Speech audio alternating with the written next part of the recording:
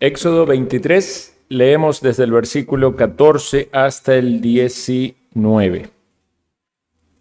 Dice así la palabra del Señor: 3 veces en el año me celebraréis fiesta. La fiesta de los panes sin levadura guardarás. 7 días comerás los panes sin levadura, como yo te mandé, en el tiempo del mes de Abib, porque en él saliste de Egipto, y ninguno se presentará delante de mí con las manos vacías. También la fiesta de la siega, los primeros frutos de tus labores que hubieres sembrado en el campo, y la fiesta de la cosecha a la salida del año, cuando hayas recogido los frutos de tus labores del campo. 3 veces en el año se presentará todo varón delante de Jehová el Señor. No ofrecerás con pan leudo la sangre de mi sacrificio, ni la grosura de mi víctima quedará de la noche hasta la mañana. Las primicias de los primeros frutos de tu tierra traerás a la casa de Jehová tu Dios. No guisarás el cabrito en la leche de su madre. Hasta aquí leemos, vamos a orar. Señor Dios, gracias te damos porque estamos aquí reunidos como iglesia local, como tu cuerpo, para dar gloria y honra a nuestra cabeza, nuestro Señor Jesucristo. Gracias, oh Padre, por revelarte a nosotros por tu santa palabra. Gracias por tu ley. Pedimos que al leer y meditar en ella seamos edificados y guiados a la necesidad tan grande que tenemos de nuestro Salvador, para que tú seas glorificado en el corazón de aquellos que has redimido y para que también, Señor, aquellos que aún están cargando sus pecados sin perdón y sin esperanza, sean movidos para ir a la cruz de Cristo y recibir la salvación. Pedimos esto en el nombre de Cristo Jesús, en su poder descansamos. Amén. Pueden tomar asiento.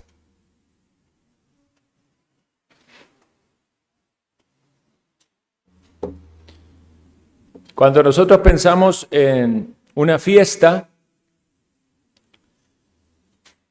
generalmente, por lo menos en lo que respecta a nuestras culturas, si lo interpretamos con buenos ojos, nuestra primera impresión puede ser un momento de alegría, de entretenimiento, de gozo, quizás algo familiar. Quizás uno piensa en un cumpleaños, ¿verdad? Un cumpleaños es una fiesta, una celebración. Cuando pensamos en el entorno social, se dan estas fiestas, por lo menos aquí en Costa Rica, fiestas, ¿cómo es que le llaman? Se me fue el nombre. Las fiestas patronales, ¿verdad? Que hacen las fiestas de diferentes regiones. Pero cuando habla usted con algunas personas que dicen, es que a mí me gusta la fiesta, usted entiende que es otra cosa, ¿verdad? Que eso implica generalmente vicios, libertinaje, cosas que no son muy buenas. En pocos casos, a nivel sociedad, se piensa en las fiestas en el sentido religioso, excepto quizás alguien puede decir felices fiestas, ¿verdad? Como Navidad,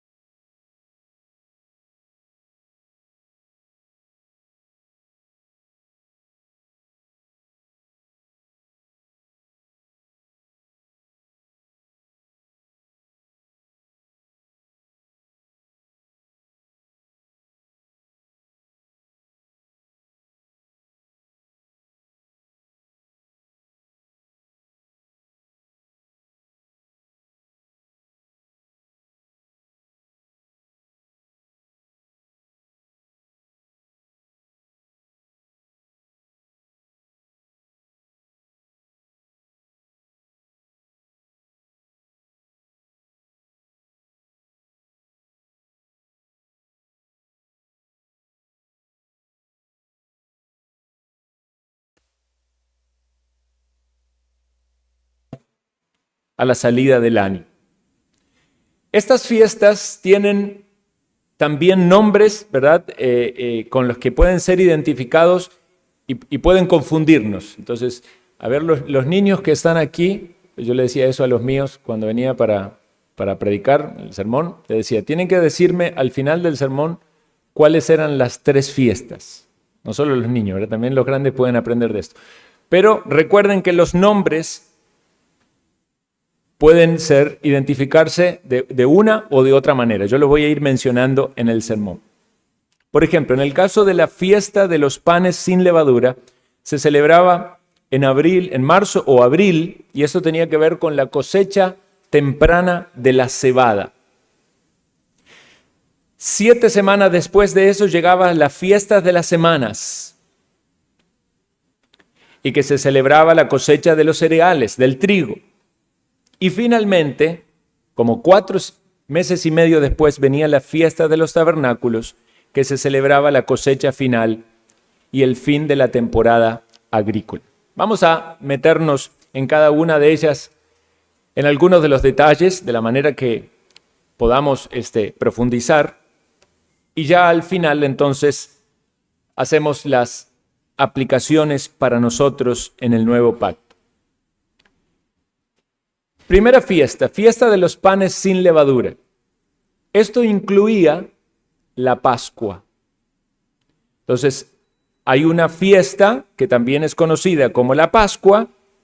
Algunos teólogos hablan de que cuando se hablaba de la fiesta de los panes sin levadura, los judíos entendían que la Pascua formaba parte de ella, de hecho, iniciaba con ella. En el pasaje que acabamos de leer dice que esta fiesta de los panes sin levadura comienza en Abib. Es conocido también este mes, Abib, el calendario hebreo, Nisan, después del cautiverio. En Deuteronomio, en pasajes paralelos, nos dice que debían guardar este mes y hacer Pascua a Jehová tu Dios, porque es el mes de Abib en el que Jehová tu Dios te sacó de Egipto de noche. Es decir, que comenzaba esta fiesta con la Pascua. Al atardecer del día 14 del mes, entre las 2 tardes, dice que debía hacerse el sacrificio de un cordero.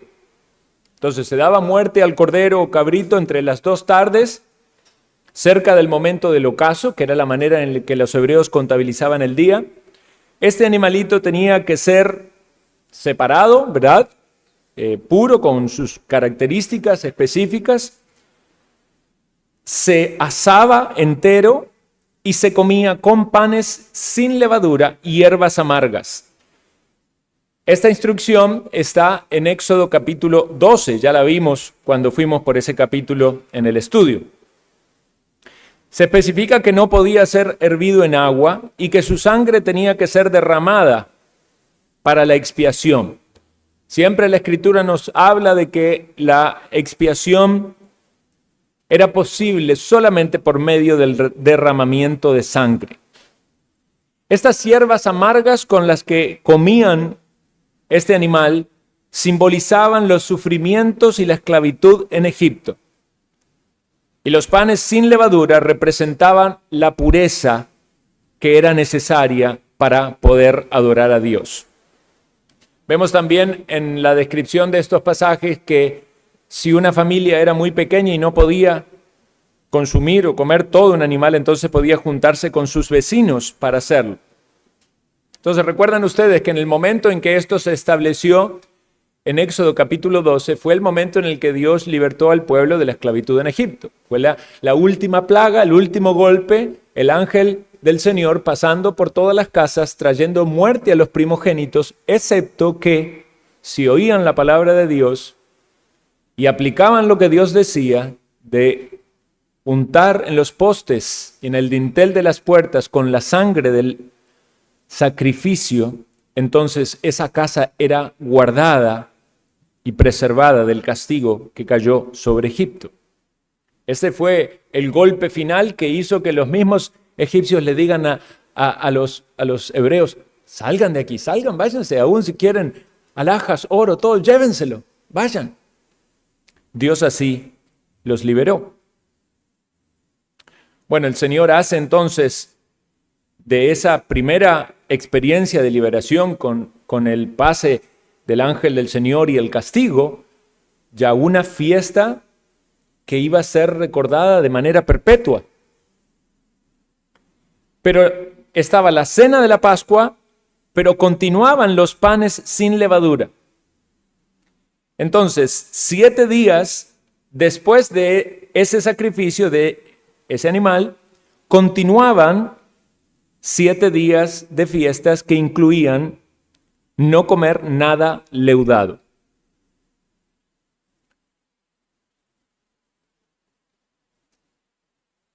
Es importante que en el segundo día de la fiesta, es decir, posterior a la Pascua, ya cuando estaba establecido el sacerdocio, el sacerdote lo que hacía era mecer las gavillas. Esto ya hoy en día tenemos que explicarlo hasta en el significado de las palabras, porque como no vivimos en una cultura agrícola, ¿verdad? Puede ser que alguien diga, ¿qué es eso?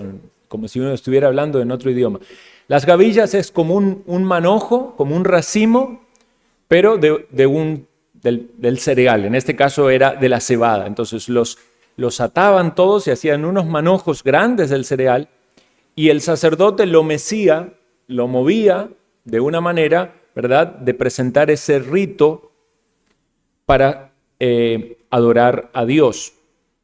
Entonces esto era un día clave, porque a partir de ahí se iban a contar los días, los primeros 7 días, que significaba esta fiesta de los panes sin levaduras, pero también iba a tener una correlación con la siguiente fiesta que venía. Durante los días de las solemnidades pascuales había sacrificios: 2 becerros, 1 cordero, 7 corderos, sacrificio como expiación, macho cabrío. Esto se puede leer en Levítico, en Deuteronomio. Algo que se marca de manera muy específica es que todo pan a comer debía ser sin levadura. Entonces, la noche de la primera Pascua no había levadura en la casa de los israelitas. Ellos recuerdan que partieron apresuradamente y llevaban la masa sin leudar, lo que se conoce como el pan ácimo, símbolo de pureza y de verdad. Ellos recordaban por medio de eso la huida precipitada de Egipto. Entonces, ¿qué hacían los israelitas durante esta fiesta? Eliminaban la levadura de sus hogares, comían el pan sin levadura en todas las comidas, ofrecían los sacrificios diarios a Dios en el templo. Evidentemente en el tabernáculo, en el templo, quienes realizaban los sacrificios eran los sacerdotes, pero las personas llevaban las ofrendas. Se reunían en asambleas religiosas tanto el primer como el séptimo día. Descansaban de los trabajos de siervos porque eran días solemnes de santa convocación, eran como días de reposo, y enseñaban a sus hijos el significado de esa fiesta, un memorial de la liberación de la esclavitud en Egipto, de modo tal de que por la enseñanza y la tradición iban también transmitiendo y formando las verdades espirituales para ellos, de que Dios les había liberado, los había rescatado. Entonces, primera fiesta, panes sin levadura, que también está unida a la Pascua. Segunda fiesta. La segunda fiesta es conocida, dice nuestro pasaje, la siega, que significa cosecha, pero de granos, pero es conocida como fiesta de las semanas, o también en el Nuevo Testamento como Pentecostés. ¿Por qué fiestas de las semanas? Y ahora ustedes van a entender por qué en griego es Pentecostés. Pentecostés en griego significa 50, es decir, en la posición número 50. Como si significara 50, ¿verdad? Pero en el orden 50. Y tiene que ver con los días. ¿Por qué? Porque finalizada la Pascua, en el segundo día de la fiesta de los panes sin levaduras, el sacerdote mecía las gavillas. Y a partir de ahí, el pueblo empezaba a contar 49 días, 7 semanas de días.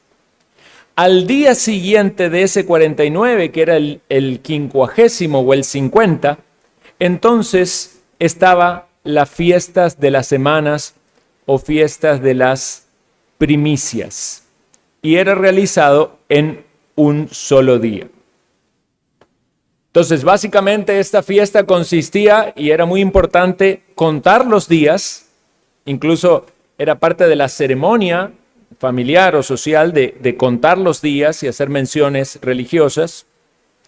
En el caso puntual de esta fiesta se presentaban en ofrenda panes con levadura, y el significado detrás de esto tiene que ver que ahora sí ya tenían la cosecha del trigo, entonces podían presentar estas ofrendas como gratitud de la provisión de Dios. Debemos quizás hacer la diferenciación de la levadura. No siempre significa algo malo. En algún sentido puede significar algo malo, en otro sentido puede significar abundancia, crecimiento. Y esta es la aplicación en este caso. También había ofrendas de animales, becerros, corderos, carneros, machos cabríos en el tabernáculo, posteriormente en el templo. Y notemos esto, qué interesante que se recalca allí. Nadie podía presentarse con las manos vacías. Debían llegar con ofrendas al Señor, y esto era de acuerdo a su capacidad. Generalmente eran ofrendas de animales o ofrendas agrícolas.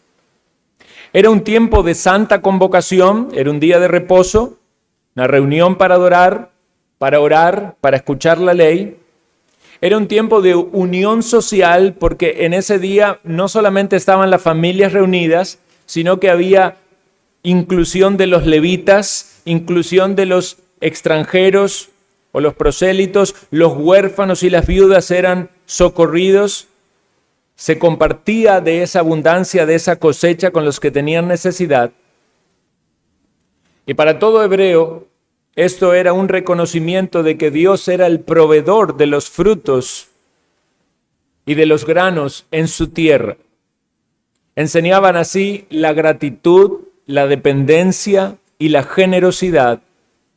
Y recordaban una vez más que en un tiempo estuvieron como esclavos en Egipto, pero entonces, en ese momento, eran libres y eran bendecidos, no solo con la provisión de los frutos de los cuales compartían, sino también con el conocimiento de la ley de Dios. Y eso tiene que ver con que desde la primer fiesta de los panes sin levadura, conocida como, o la Pascua, conocida como el Pesaj, hasta esta segunda fiesta, conocida en hebreo como Shavuot, se dice que cuando el pueblo hebreo recibió la ley, pasaron esos 50 días. Entonces, era como una conexión entre la Pascua y la recepción de la ley de Dios.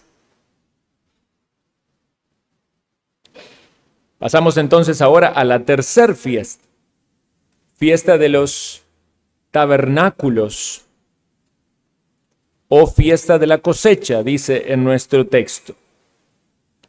¿En qué consistía?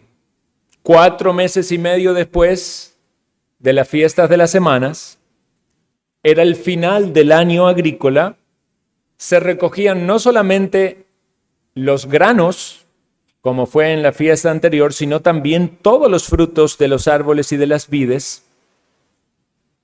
Y entonces los israelitas se juntaban para celebrar de una manera particular. Hacían enramadas o tabernáculos pequeños en los cuales habitaban 7 días. Era como si ellos acamparan allí y precisamente recordaban que en el tiempo de su peregrinación habían estado en tiendas, habían estado como peregrinos en el desierto, viviendo de una manera muy sencilla.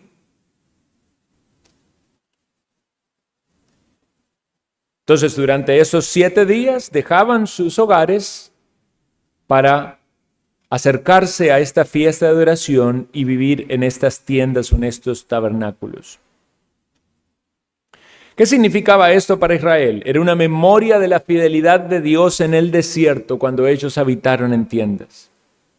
Era una vez más una expresión de gratitud por la provisión de Dios y también por concederles la permanencia en la tierra prometida. Claro, en el momento en que nosotros nos hallamos en el estudio del libro de Éxodo, es la ley de Dios que está siendo dada. Pero si lo miramos ya en el futuro, ellos cuando entraron a la tierra prometida y celebraban esta fiesta, veían el cumplimiento de las promesas de Dios. Y también era una esperanza de una morada final con la presencia de Dios. De manera práctica, toda la familia participaba, hombres, mujeres, hijos, siervos, extranjeros. Era un tiempo de mucho gozo, de comunión con Dios, y vivían en tabernáculos como recordatorio del pasado.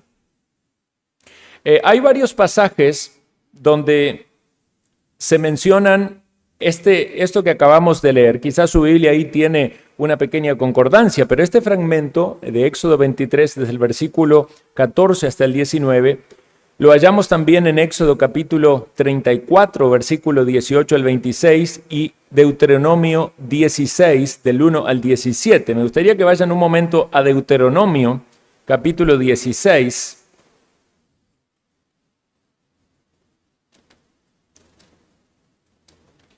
Deuteronomio 16, 17.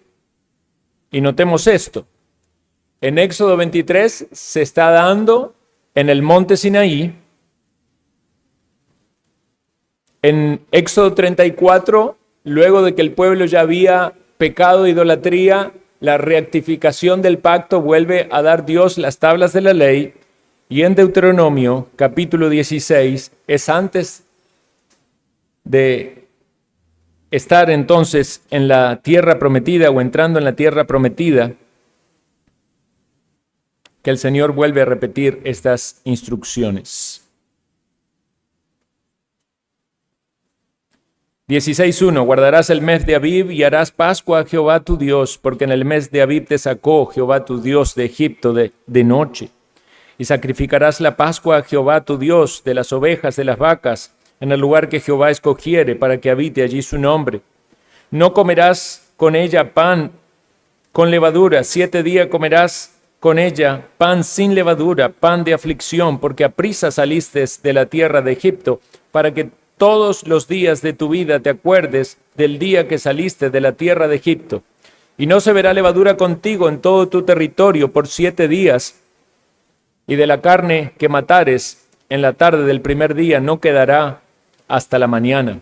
No podrás sacrificar la Pascua en cualquiera de las ciudades que Jehová tu Dios te da, sino en el lugar que Jehová tu Dios escogiere, para que habite allí su nombre. Sacrificarás la Pascua por la tarde, a la puesta del sol, a la hora que saliste de Egipto.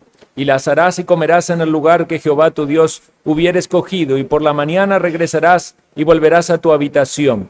6 días comerás pan sin levadura, y el 7º día será fiesta solemne a Jehová, no trabajarás en él. 7 semanas contarás desde que comenzare a meterse la hoz en las mieses, y comenzarás a contar las 7 semanas, y harás la fiesta solemne de las semanas a Jehová tu Dios. De la abundancia voluntaria de tu mano será lo que dieres, según Jehová tu Dios te hubiere bendecido. Y te alegrarás delante de Jehová tu Dios, tú, tu hijo, tu hija, tu siervo, tu sierva, el levita que habitare en tus ciudades, y el extranjero, el huérfano y la viuda que estuviera en medio de ti, en el lugar que Jehová tu Dios hubiera escogido para poner allí su nombre. Y acuérdate que fuiste siervo en Egipto, por tanto, guardarás y cumplirás estos estatutos. La fiesta solemne de los tabernáculos harás por 7 días, cuando hayas hecho la cosecha de tu era y de tu lagar, y te alegrarás de tus fiestas solemnes, tú, tu hijo, tu hija, tu siervo, tu sierva, el levita, el extranjero, el huérfano y la viuda que viven en tus poblaciones. 7 días celebrará fiesta solemne a Jehová tu Dios en el lugar que Jehová escogiere, porque te habrá bendecido Jehová tu Dios en todos tus frutos y en toda obra de tus manos, y estarás verdaderamente alegre. 3 veces cada año aparecerá todo varón tuyo delante de Jehová tu Dios en el lugar que él escogiere, en la fiesta solemne de los panes sin levaduras, en la fiesta solemne de las semanas y en la fiesta solemne de los tabernáculos. Y ninguno se presentará delante de Jehová con las manos vacías, cada uno con la ofrenda de su mano, conforme a la bendición que Jehová tu Dios te hubiere dado. Este pasaje que leemos entonces, una vez más, en gran medida similar al pasaje de Éxodo capítulo 23, y si leemos también Éxodo capítulo 34, pero confirmando ya de una manera quizás más fuerte esta idea de una celebración solemne, de una celebración comunitaria, nacional, que involucra a cada persona, que requiere que las familias estén unidas, que tiene que ver con una dedicación a Dios, con una consagración a Dios, que tiene que ver con una ofrenda voluntaria, con aquello que se da no por obligación, no con tristeza, sino porque se quiere honrar a Dios, que era proporcional a cómo Dios había prosperado, según Dios había bendecido. Notemos todas esas características que aparecen allí en el texto, cómo se pone el énfasis en alegrarse, en gozarse en estas fiestas. No era un cumplimiento religioso frío, distanciado, sino que tenía que haber emociones, gozo, alegría, constantemente memoria de lo que Dios había hecho y una expectativa del futuro. Nuestro pasaje original de Éxodo 23, quizás alguno se quedó allí pensando en algunos versículos que leímos que pueden traer algunas preguntas. El versículo 17 habla de que se presentará todo varón, como leímos también en Deuteronomio, involucraba toda la familia. Algunas veces se pone el énfasis en el varón como en el líder en el hogar, pero eran fiestas para toda la familia. En el versículo 18 se habla de no ofrecer el pan leudo en la sangre del sacrificio. Esto entendemos que era una referencia a la Pascua, porque en la siguiente fiesta de Pentecostés sí había pan con harina leudada. Se habla de que no debía quedar grosura en la víctima, por eso el sacrificio era quemado completamente, ¿verdad? O consumido completamente, o los restos quemados. Y finalmente, versículo 19, donde se habla de que las primicias de los primeros frutos de tu tierra traerás a la casa de Jehová tu Dios, y esta frase, no guisarás el cabrito en la leche de su madre.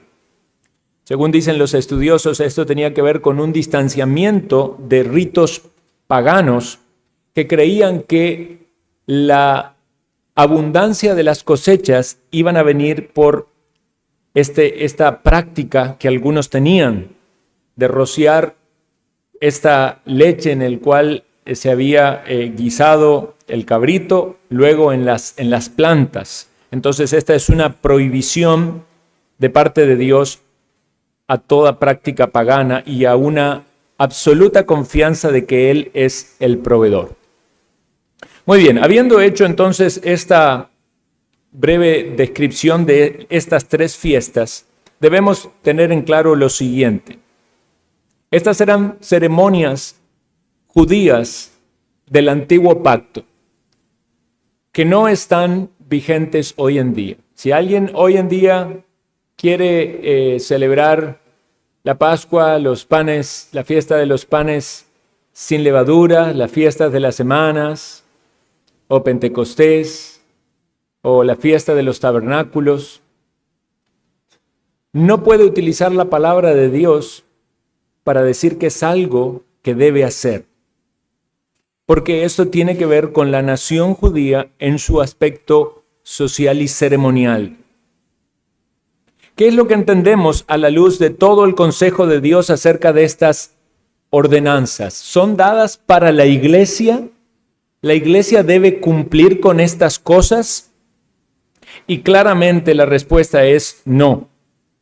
Estas, como muchas de las leyes que tienen que ver con el ceremonialismo judío, prefiguran a Cristo, a las gracias que vienen de Cristo, a sus acciones, a sus sufrimientos, a los beneficios espirituales que tenemos en nuestro Señor y Salvador. Todas estas fiestas y ceremonias con sus características tienen un gran mensaje espiritual en el cual Cristo es el centro.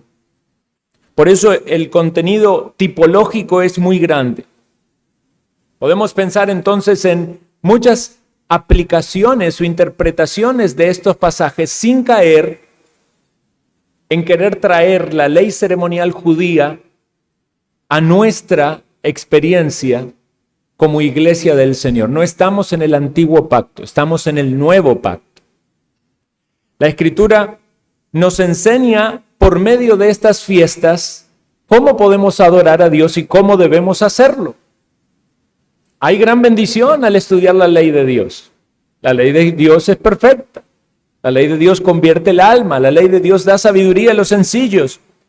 Nosotros vemos en estas leyes muchas cosas que son para nuestra bendición y edificación. Y una de estas es que la adoración no debe ser algo mecánico y frío, sino algo dinámico y lleno de enseñanza. Porque cada una de estos rituales que ellos cumplían tenían una enseñanza. Anticipaban algo mucho mayor, no eran un fin en sí mismo. Eso tiene que ver con el mensaje de la redención. Piense si no, el hecho de que salieron de la esclavitud y hubo un sacrificio. Y era necesario comer de ese sacrificio. Y era importante la sangre de ese sacrificio. Piense en todos los cuadros y las figuras que nos hace conectar la obra de Cristo con cada una de estas fiestas. Era algo vivencial, era algo emotivo. Así debe ser la práctica de la adoración, no algo exterior solamente, sino algo interior. Nos recuerda la necesidad de una adoración tal como es determinada por Dios. Regular, vea que tenía sus tiempos marcados, sus especificaciones. No podía hacer la gente como quería, tenía que hacer como Dios lo había dicho. Y eso también es válido para nosotros. No podemos adorar a Dios como queremos, en base a nuestras invenciones. Es como Dios nos los ha dicho. ¿Cómo nos ha dicho Dios que adoremos? Ahora en el nuevo pacto. Esta era la forma en el antiguo pacto. Nosotros debemos pensar cómo adoramos a Dios en el nuevo pacto.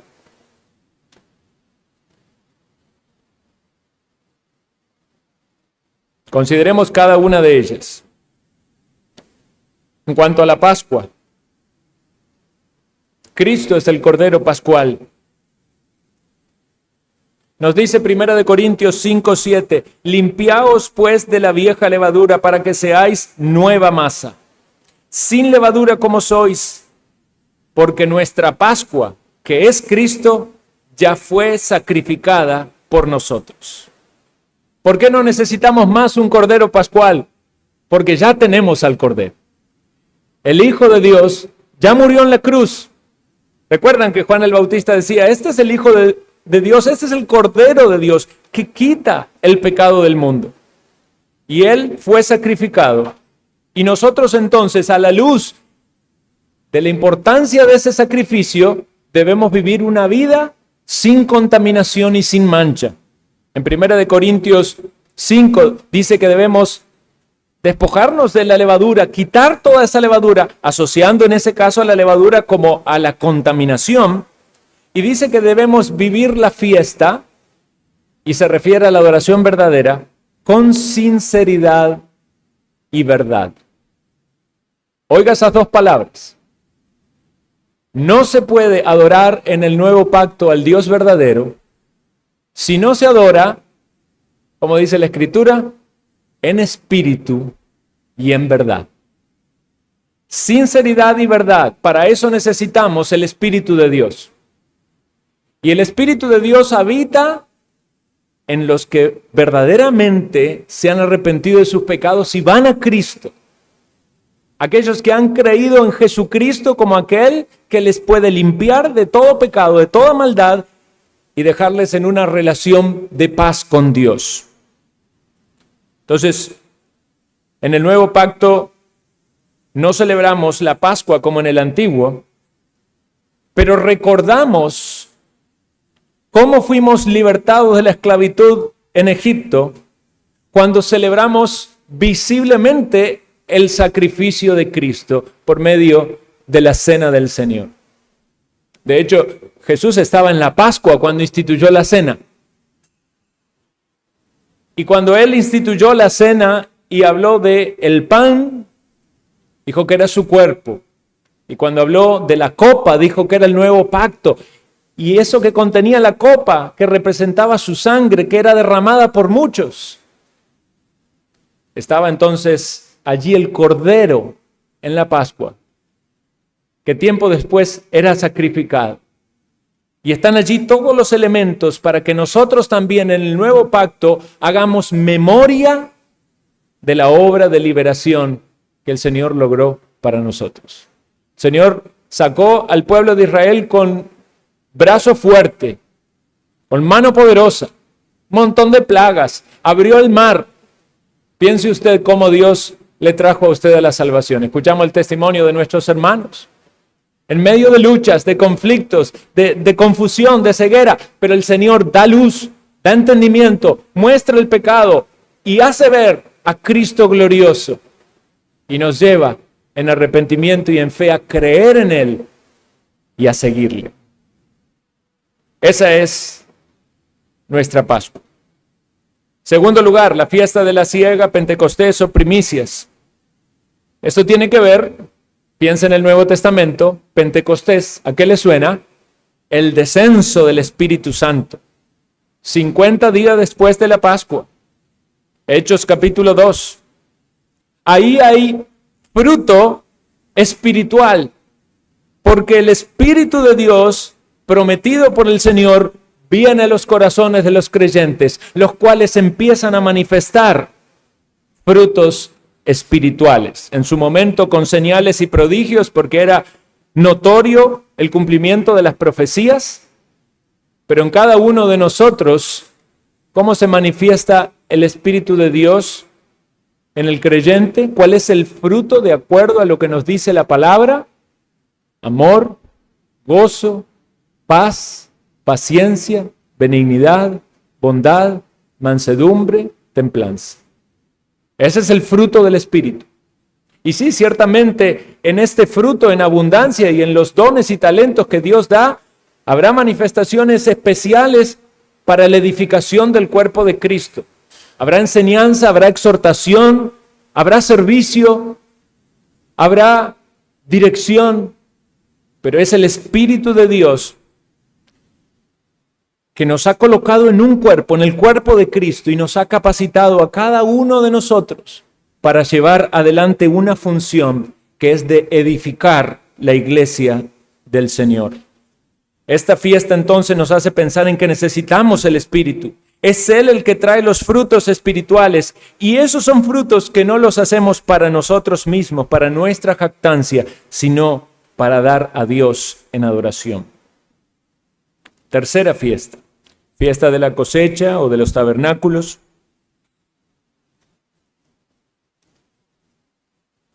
Iban a vivir a tabernáculos o a tiendas. ¿No es interesante pensar de que Dios se hizo carne, Cristo se hizo carne, y esa es la palabra, hizo tabernáculo entre nosotros? Eso dice en Juan 1:14. Aquel verbo fue hecho carne, habitó entre nosotros y vimos su gloria, gloria como del unigénito del Padre, lleno de gracia y de verdad.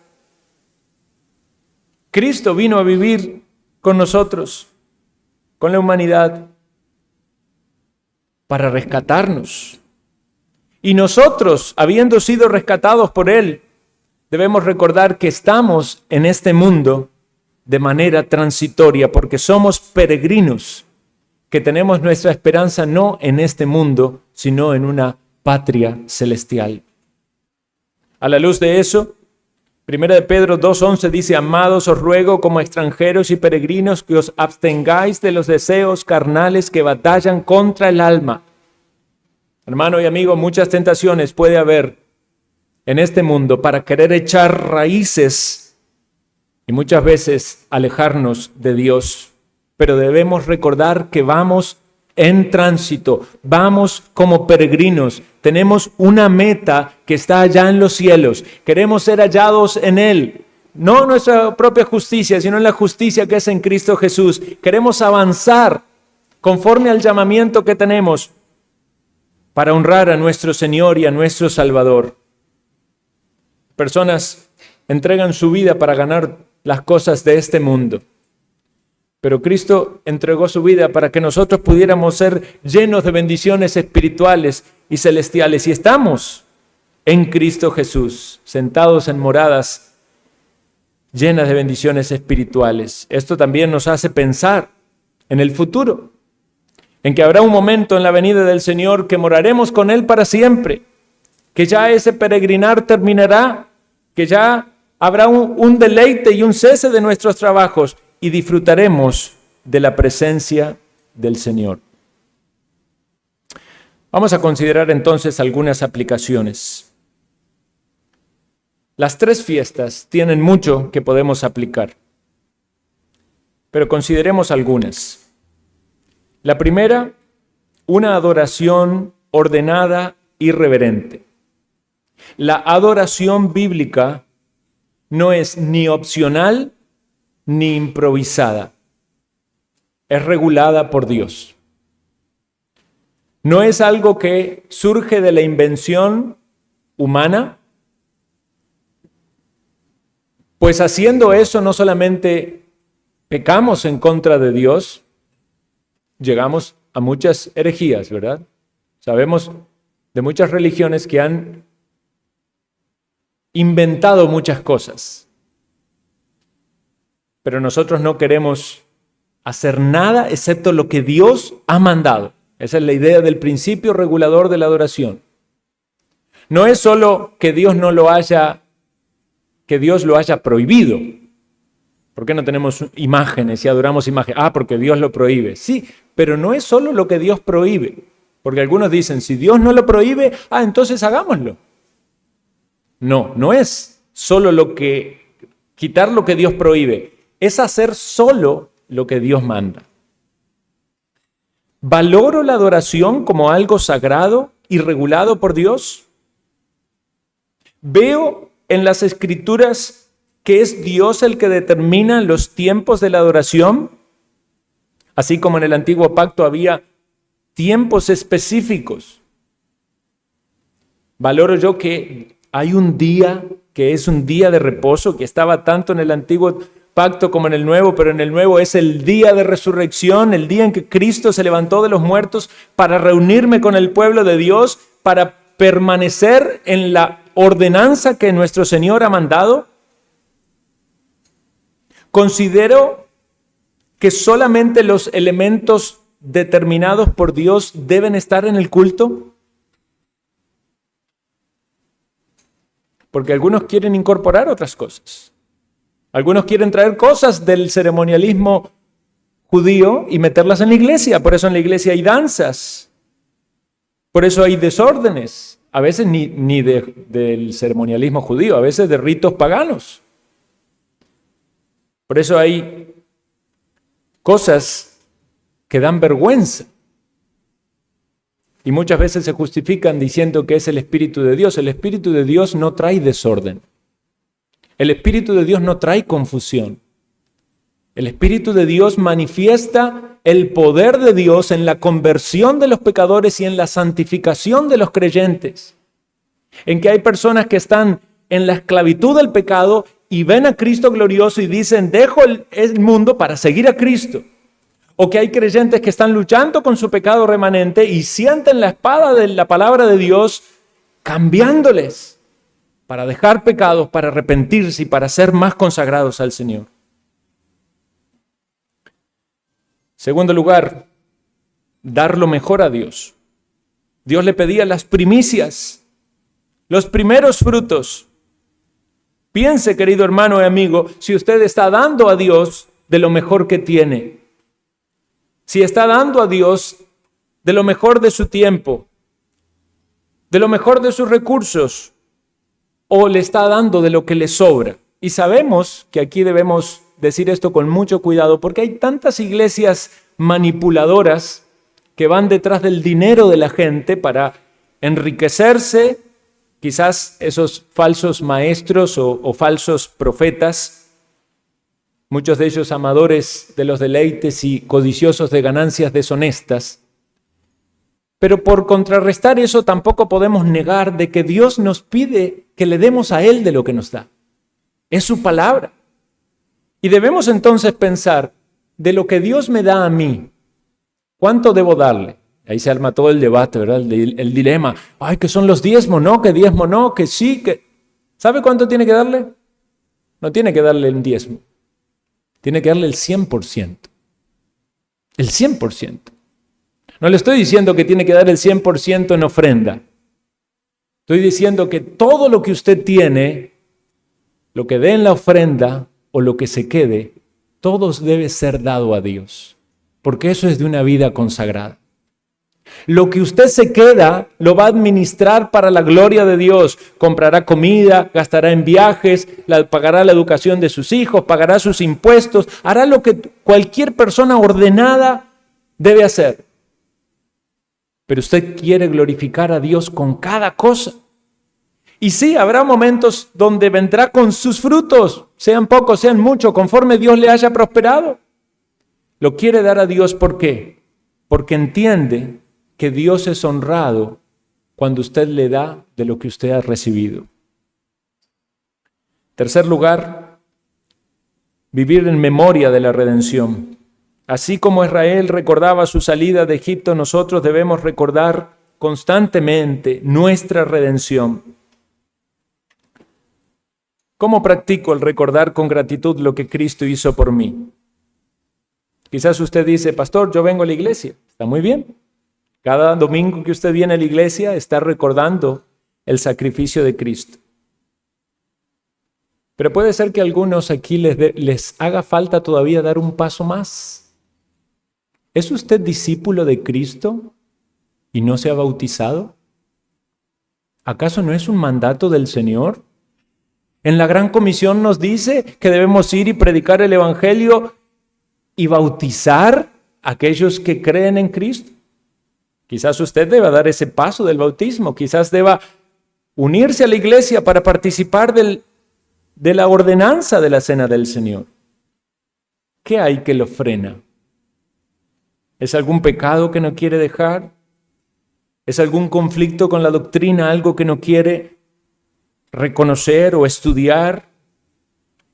Considere si usted vive de manera práctica su adoración a la luz de la ordenanza del Señor de recordar su sacrificio.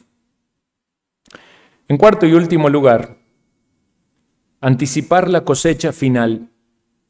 Las fiestas agrícolas apuntaban a una esperanza futura. Mientras ellos estaban en el desierto, sin duda la expectativa era llegar a la tierra prometida. Pero la tierra prometida de Israel no era un fin en sí mismo para todos los judíos. Los judíos iban a recibir la verdadera esperanza con la llegada del Mesías. Y cuando pudieran estar todos ellos en paz con Dios. Quizás tristemente muchos viviendo esa experiencia religiosa pusieron fin a sus expectativas espirituales en las cosas físicas que recibieron. Pudiera ver que hay muchas personas también que buscan a Dios, pero su fin está en las cosas materiales. Pero lo más importante son las bendiciones espirituales. Nosotros, los que somos creyentes, tenemos a Cristo en nuestro corazón. Y sabemos que estamos unidos como una nación, como un pueblo. Y sabemos que la presencia de Dios está aquí en medio nuestro y se manifiesta y Él es nuestro Rey. Pero sabemos que aquí no termina la película. Todavía anhelamos algo más. Anhelamos el momento en el que el Señor venga. Anhelamos el momento en que nuestros cuerpos sean transformados, en que el pecado ya no esté más presente en nuestras vidas, que seamos glorificados y podamos adorar a Dios de manera perfecta. Esa es nuestra expectativa. ¿Estás viviendo a la luz de la esperanza del retorno de Cristo y de que vas a ser transformado y vas a estar con Él por la eternidad? ¿Es eso importante para ti? Y si es importante para nosotros, debe ayudarnos cada vez más a buscar una mejor relación con Dios, una relación más cercana. Cada día que pasa es un día en el que voy a estar más cerca de Cristo. ¿Cómo estoy para encontrarme con Cristo? ¿Soy más santo? ¿Soy más puro? ¿Le sirvo más? ¿Le muestro más amor? Y quizás hay personas a tu alrededor que no pueden tener la misma esperanza. ¿No deberías hablarles de aquel que te salvó, de aquel que te rescató, para que ellos también puedan unirse al pueblo y puedan contar el testimonio de cómo Dios obró en su vida? Quizás digan, no para tu propia gloria o jactancia, pero quizás digan, un amigo, un hermano, un familiar, alguien me habló de Cristo, me invitó a la iglesia, escuché el Evangelio y el Señor empezó a hacer esa obra en mi vida, como contaba don Ismael, como contaba Yubelka. Poco a poco las vendas de mis ojos se fueron cayendo. El Evangelio resplandeció, Cristo fue glorioso. Vi mi pecado, pero también vi su perdón. Que el Señor nos ayude a comprender, hermanos, estas fiestas espirituales. Estas fiestas espirituales del pueblo hebreo son instructivas para nosotros acerca de la verdadera adoración. Que adoremos al Dios verdadero en espíritu y en verdad. Para eso vino Jesucristo, para eso murió en la cruz, para eso derramó su sangre. Asegúrese de estar en Cristo, de estar confiando en Él, como el camino, como la verdad, como la vida que lo lleva a Dios y está en comunión con el Dios verdadero. Oremos.